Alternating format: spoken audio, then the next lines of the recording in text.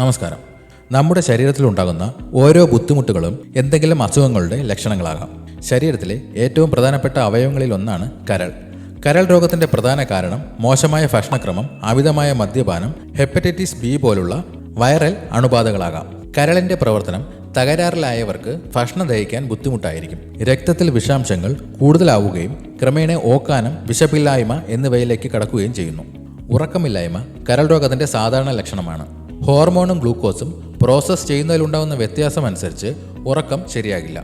ചർമ്മത്തിൽ ചൊറിച്ചിൽ, പ്രത്യേകിച്ച് രാത്രി കിടക്കുന്നതിന് മുൻപുണ്ടാകുന്ന കടുത്ത ചൊറിച്ചിൽ കരൾ തകരാറിന്റെ ലക്ഷണമാണ്. ശരീരത്തിൽ എവിടെയും ചൊറിച്ചിലുണ്ടാകാം. എന്നാലും പ്രധാനമായും കൈപ്പത്തി, കാൽപാദം, കൈകളിലോ കാലുകളിലോ ആകാം പ്രധാനമായും ചൊറിച്ചിൽ കാണപ്പെടുന്നത്. കണ്ണുകളും വായും വരളുന്നത് കരളിന്റെ പ്രവർത്തന തകരാറിന്റെ മറ്റൊരു ലക്ഷണമാണ്.